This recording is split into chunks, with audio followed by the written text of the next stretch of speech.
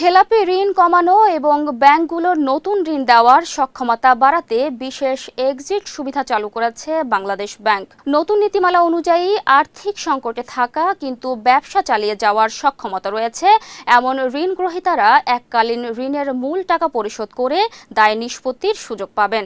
সোমবার এ সংক্রান্ত বিজ্ঞপ্তি জারি করে বাংলাদেশ ব্যাংক। এতে বলা হয়েছে, খেলাপি ঋণ বেড়ে যাওয়ায় ব্যাংকগুলোর নতুন ঋণ দেওয়ার সক্ষমতা কমছে।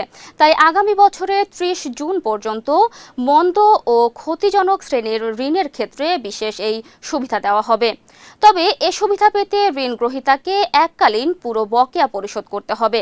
এছাড়া নির্ধারিত কিছু শর্ত পূরণ সাপেক্ষে পুনঃতফসিল করা কিছু ঋণ এই সুবিধার আওতায় আসবে। বাংলাদেশ ব্যাংক জানিয়েছে, বিশেষ করে কৃষি এবং সিএমএসএমই খাতের কটেজ, মাইক্রো ও ক্ষুদ্র ঋণ নিষ্পত্তিতে অগ্রাধিকার দেওয়া হবে।